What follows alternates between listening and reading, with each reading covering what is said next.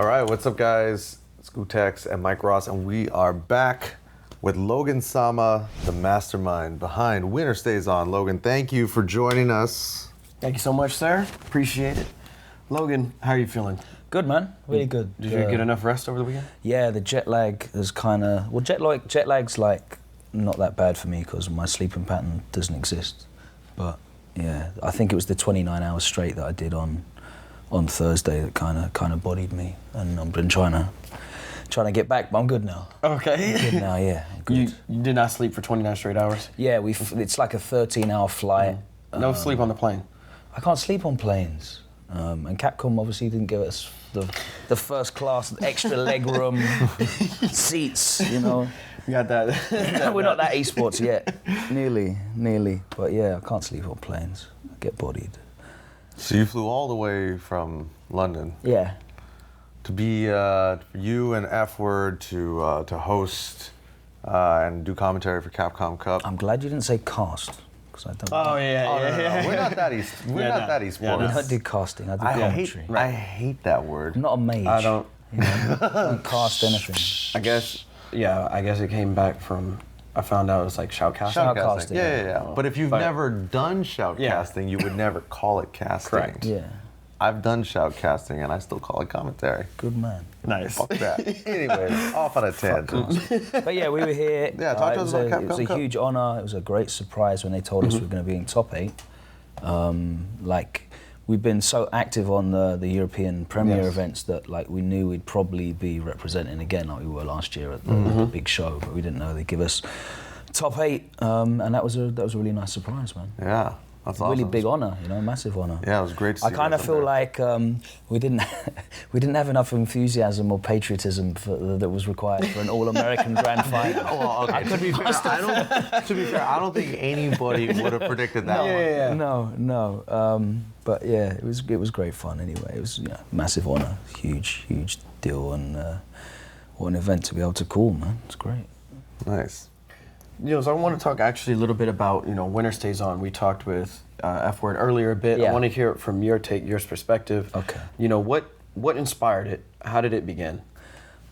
So I'd never played a fighting game properly in my life until I saw Street Fighter 4 preview pictures, and I was like, wow, all these Street Fighter characters in 3D. It looks amazing.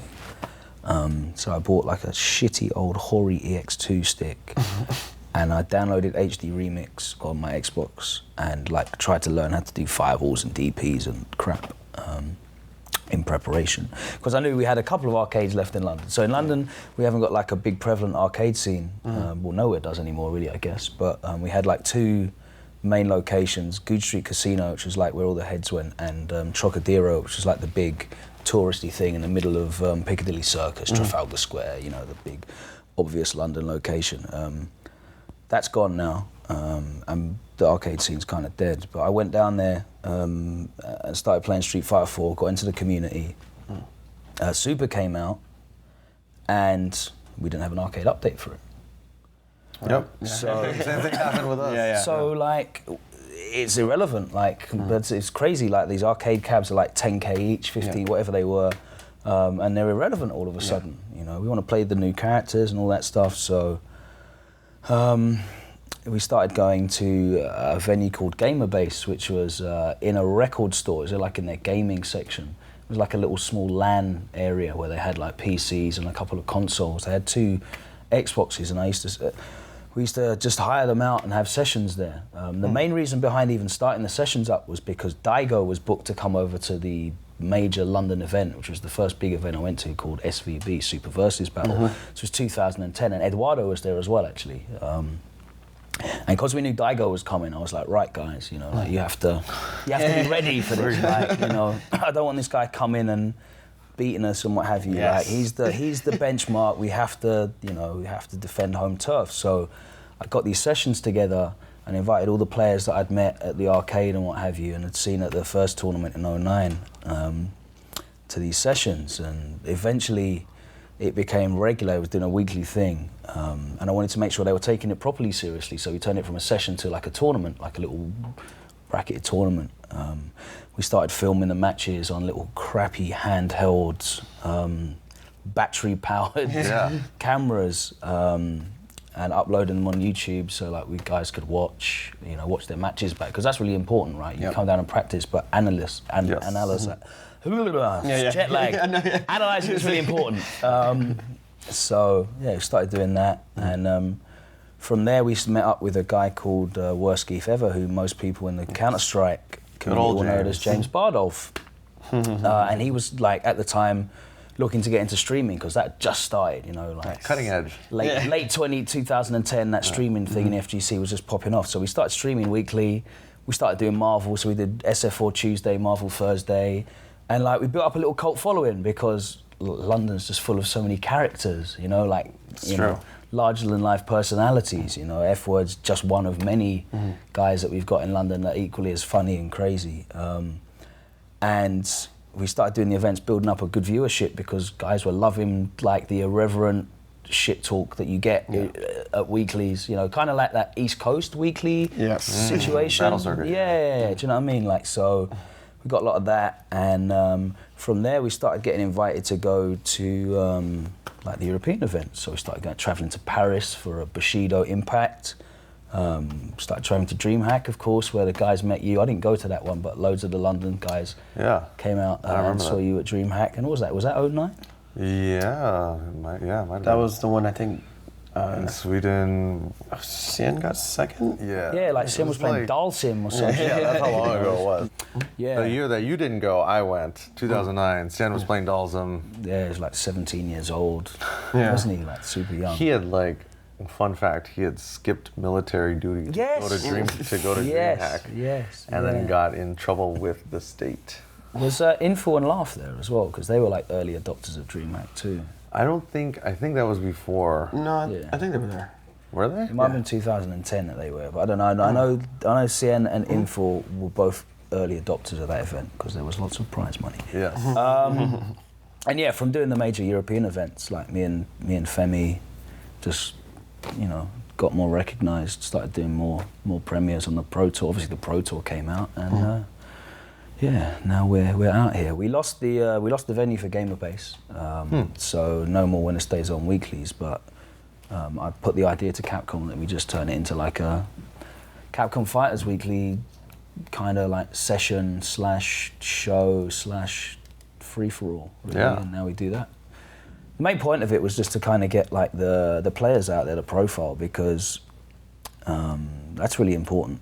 Like the players need to get recognized for what they're doing, and it's really difficult when the marketplace is so American centric. It's so and the media is so America centric as well. Like you obviously have the Asian superstars, but most of the coverage is American. So in terms of Europe, there's not a great deal of coverage, so we wanted to try and put some product out there to try and get what we're doing in the UK out there. And I think the Pro Tour has really helped with that as well. Like it's really thrown up some names, and of course the guys travelling and getting results has helped also.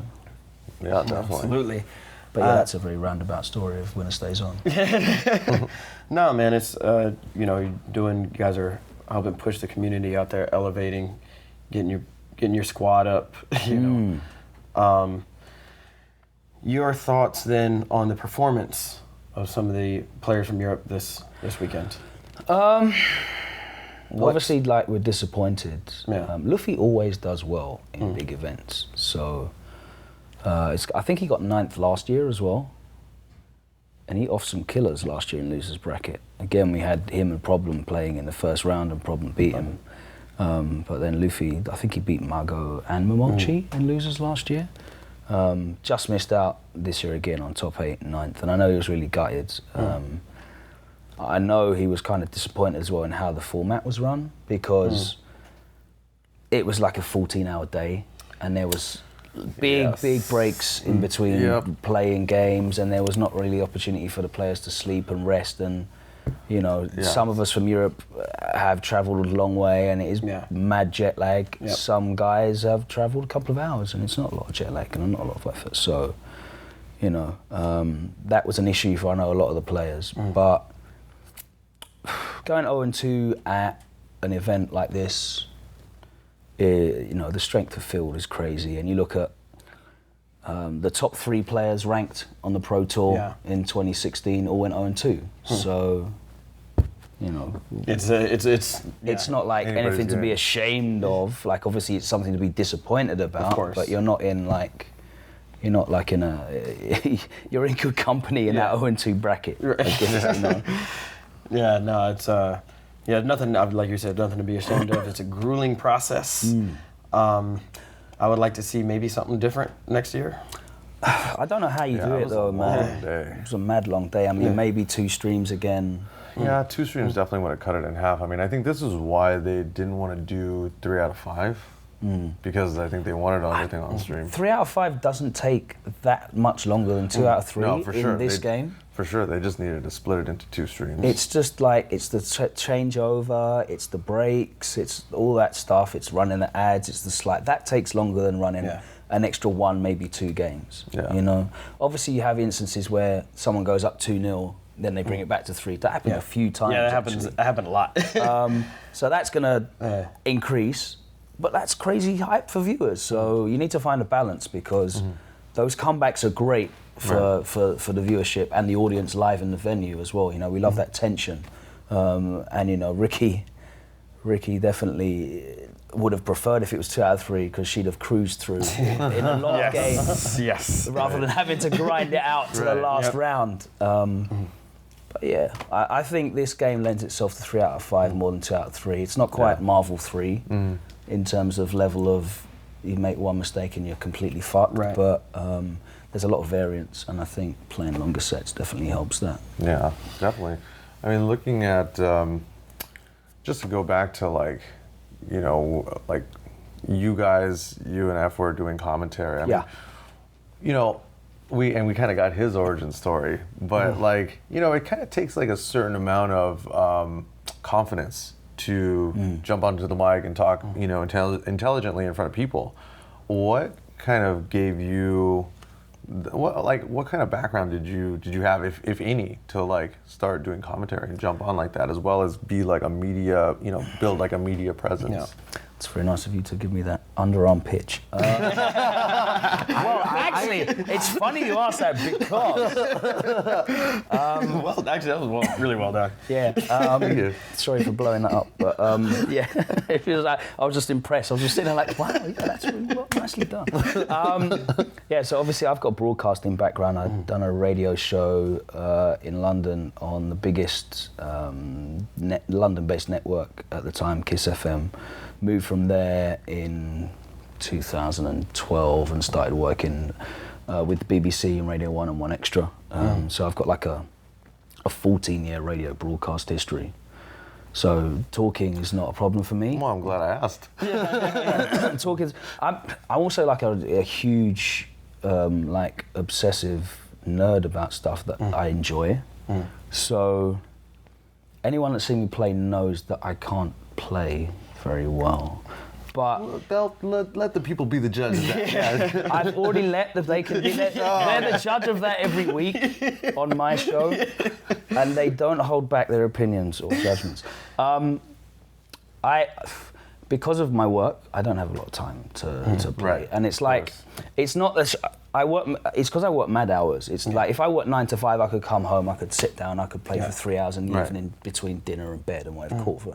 But I do shows in clubs, I'm driving, I'm in studio, it's really weird hours. And beside maybe sitting on rank for an hour and a half, I don't really get a lot of opportunities to really play productively. There's a big difference between sitting there and just sitting on ranked and just pressing buttons and trying to actually train and get better. And that's why I love coming to events, because I don't give a shit about the bracket. I don't even bother. I'm not gonna lie. I come to these events. I don't even really bother entering anymore. I entered Battlegrounds just for shits and giggles, and the fuckers put me on stream first game. Yeah, I saw that match. That was awesome. Wasn't fair. No, awesome performance. Fuck you.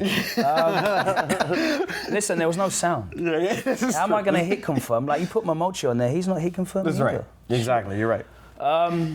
But yeah, I come so I can just play sessions afterwards, you know, like that's what I love. When I first went to EVO, that was the sick thing, you know, you go from room to room. Yes. Hopefully there's like 2, maybe 3 setups if I'm lucky, because I can just sit on the junior setup in the corner and like get games in, you know, whilst the big boys are playing proper money matches and stuff. And I just loved that, you know, the ability to just sit down and play side by side. I guess that's why when you have an arcade scene, it fosters great play, because there's a big difference in the level of progress you make playing next to somebody. Because if I'm playing you and do something, I can ask you. You might tell me, you might not, but like, you know, if it's like a friendly session or whatever, you're going to tell me, oh yeah, no, that you can't press buttons after that, or like, if you want to get out of that, you can actually jump out if it's not true, or whatever. Whereas if I'm playing you online, it's really hard. The learning process is slower. So when you have that in-person situation, it definitely brings you up, and I love that when I get the opportunity to do that, and that's why I like doing the sessions and stuff, even though I rarely get to play. I see the importance of it, because it helps me in its limited exposure that I get. So I know these top players that we have in our country, these young talents that we've seen emerge since Street Fighter 4, I love being able to get them in the same place, because it improves them all. Yeah, the information exchange from like in-person sessions is just dramatically or exponentially greater than what you can get at home by yourself playing ranked. It's just night and day. So where do you see, or what would you like to see more of from, like, let's say your local scene and kind of Europe in general? More traveling. Like, it's a very small number of people that travel, but that's because we haven't really got like proper sponsorships or teams. And it's really expensive. It's the same reason we don't see a lot of... In America, you've basically got a continent, right? Yeah. The United States of America is basically a continent. So there's players that are really good that don't travel from one coast to the other, right? Because it's expensive and whatever. So for us to we travel to, you know, France and Spain and Sweden and Norway and Germany and Holland. We play in those events and across the UK as well. But the real competition, if you want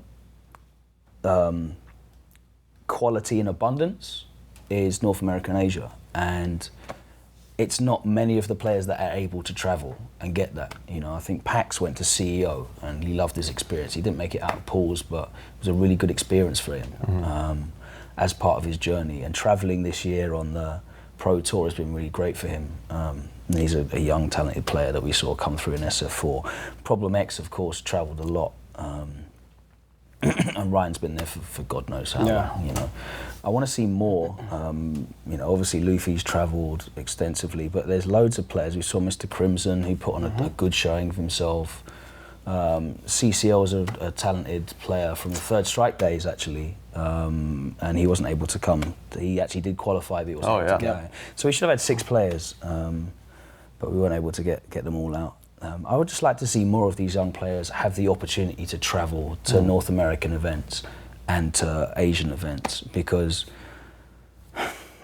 being in those tournament environments it's like the hyperbolic time chamber. It just accelerates your progress, you know. Like I said, you go to the tournament, that means you have to deal with the pressure, but also then you can go and sit and play crack sessions till 4 a.m. in the morning with the best players in the world, and they're happy to play, you know. It's not like any other esports where you play your games and that's it, you know, and you're done. Right. You know, so that's still an amazing thing about it, and I would like to see them have the opportunity to that. But we don't really have stable teams in the way that there may be more so in Asia and North America, so I'd love to see more of that. I'd like to see more travelling, basically, is the short answer. What kind of upcoming events in the UK or actually no, not in the UK, just in general, will you be attending? On both the day job and side gigs, so to speak. Well, if you want to know where the day jobs be, I actually have a website and that sort of stuff, logansama.com. You can look that up. Cool if you're interested, like links to my SoundCloud and mixes and radio shows and stuff. So yeah, that's all up there. In terms of the FGC stuff, we've got Street Grand Battle and Cannes Winter Clash, both in France. They're in February. Okay. Rebel Kumite again is happening in May. Wait. Street Grand Battle is in France, or it's in the UK? No, they're both in France. Oh. And they're both in February. Street Grand Battle is in Lyon, and Cannes Winter Clash is obviously in Cannes. And I think they're both. I think Street Grand Battle's at the start and Cam Winter Clash is towards the end of February. Oh, damn. Then we've got usually at the last weekend of February. yeah, and Cam Winter Clash is great. We always get like really high level players travelling out for that, and they always have done. Like that's like the first time I ever saw Fudo play when he beat Daigo in the Ryu mirror match, like all the way back in. I think it was in Vanilla, might have been in Super, God knows. We got Rebel Kumite, which is unfortunately the same weekend as Combo Breaker, so that's a bit of a heartbreaker for me because I hear Combo Breaker is one of the best events in North America for many reasons. So I'd have loved to have been able to check that out. Yeah, without question. And yeah, we'll just be all over the tour for all the major events in Europe as the season progresses. I don't think it's all been locked in yet, but I know those two are definitely happening in February. So, nice. And of course we'll be doing more stuff with Capcom as well. Awesome. It's good. It's good. You know, I know people were super stoked just to see you guys up there, and I think you guys killed it. You guys did an amazing job. Yep. Yeah, it's great. Yeah, I loved your monologue as well. It was wonderful. Well, it's not really a monologue. Whatever your piece. It was an intro. Well, see, there's intros and then there's what you did. You definitely captured the mood and the spirit of the community, and I thought it was wonderful. You know. Thank you, man. You know, you deserve everything you got paid. Thank you.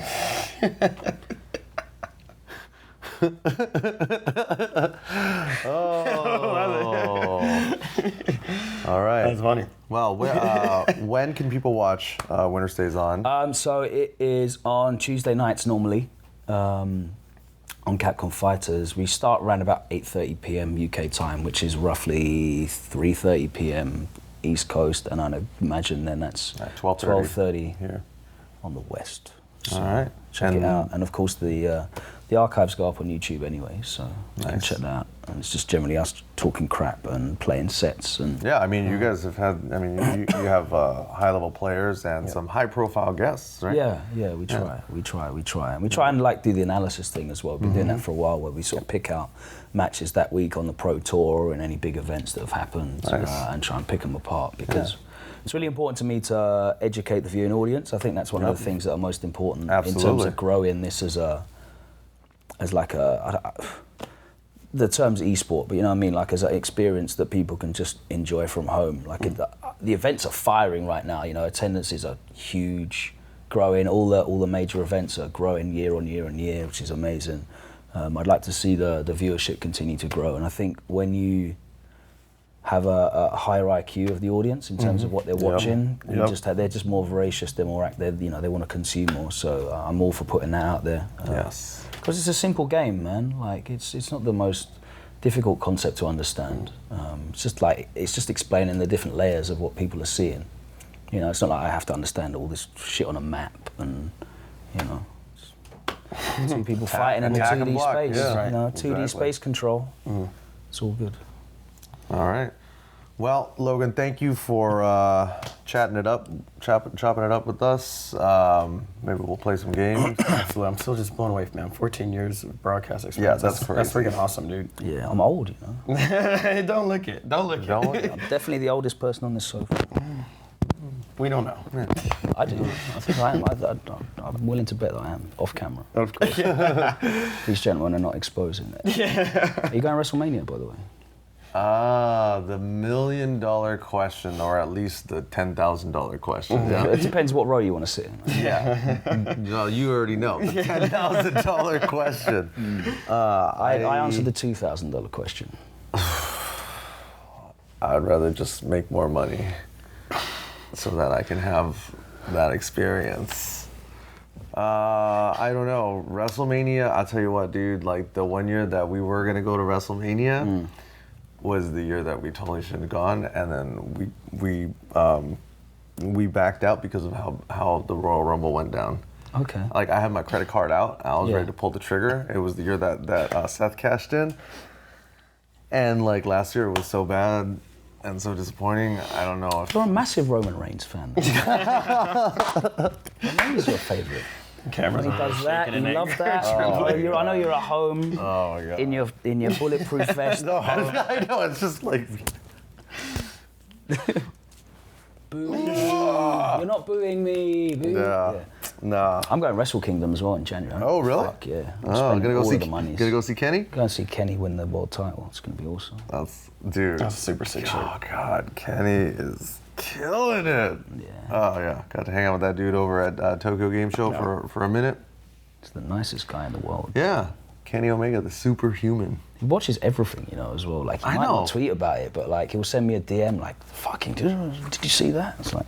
Then he'll be out there wrestling minutes later. Yeah. Like, Yeah. He's just... Yeah. What did he do? What was the time he gave a shout out? Yeah. He gave a shout out to something like, what was he saying? Like, I'm going to be too busy watching something. Yeah, like like top 8 or something. What was it? Oh, fucking hell. Oh, yeah. He did it to the camera. Yeah. They get away with saying all kinds of shit in English to the camera because obviously like, no one fucking they're like, what did he say? Yeah, who knows? Just He's a big heel, yeah. Yeah, but yeah, he's great and he's still playing. I know. I'm trying to convince him to start like just taking around the game's suitcase with him and the eyesight camera and just start streaming. Yeah, dude, I would watch it. Get the 4G dongle, go online, just start play for a couple of hours on, invite people, whatever, stream. We'll watch that shit. Yep. People can help level up his Alex. That shit. Alex is actually good. It's so good. Alex is actually very good. Like his execution's awesome. Like, and he loves styling as well, pulling off like crazy shit. Well, he's a showman. Yeah, exactly. An entertainer. Yes. You know? Sports entertainer. Yeah. No, it's not sports entertainer. Sorry, you're definitely not a sports entertainer. Wouldn't insult you in that. But yeah, man, it's good. I'm really enjoying myself at the moment. I just literally, I'm in a very fortunate place. I'm sure we're all in a very fortunate place where we're able to pay our bills doing like a hobby, basically, like stuff that we do for free. You know what I mean? Yep. It wasn't that long ago. Look, we were doing it for free, So, it's great. Every day I get up, I'm either playing music I love, I'm playing a game that I'm very bad at, but I love. Other stuff that I do as well. I actually do a podcast. I do one of the most... oh, yeah, we didn't even talk about the jump-in. Not even talking about the jumping, but we can talk about that. Hello, Kim. Nice one. Me, Kim, and Shady. There's a second podcast? There's a second podcast I do. I'm super active. I didn't do my research, man. I'm sorry. Tell us about it. No one knows about it. It's not like I hide about it. No. So yeah, obviously we did a podcast with Kim, the jumping podcast, semi-regular, which we started with Shady K as well. But you know what Shady K's like, so we can't summon him. I draw the sigils on the floor, but it doesn't work, man. He shows up when he's ready to show up. Why hath you forsaken us? But he doesn't come, man. I open that creation matrix, but he doesn't come. Yes, we do that. We're going to try and get some more stuff like that regularly for season 2 up and running because we're all busy. Kim's still in Japan, but he's back soon, I think. I heard. So it's the word on the streets. We should get more content up and running for you because it makes it a little bit easier. Nice. But I also am part of one of the most successful podcasts in the world for Warhammer 40,000. Warhammer. Whoa. Yeah. The MMO. Tabletop. Yeah. No, sorry. Tabletop. Yeah. Excuse me. I confused warships. World of Warships with Warhammer. Yeah. Okay. The little miniature. Yeah. Warhammer. Yeah. Dice and tape measure and shit. That's because it's an English thing, and I'd loved it since I was a kid. Like I said, man, when I find something that I like, I don't let go of it. You know what I mean? I found that when I was 11, I was like, oh, this is awesome, and I'm a big man, and I still enjoy it. Found Street Fighter. I'm really bad at it, but I still enjoy it. I don't let go. Very, very loyal. Grime the music that I play is called Grime. It's like British electronic rap music stuff, crazy, like mixture between ragga, dancehall, dubstep, and hip hop. And for years it was really difficult to get anywhere with it because it's like proper like underground ghetto music. And the UK is very middle of the road, middle England they call it. So it was really difficult to get anywhere. A lot of the events were closed down, the police were not letting us put on events and all that kind of stuff. Radio wouldn't play it, TV wouldn't play it, media wouldn't write about it.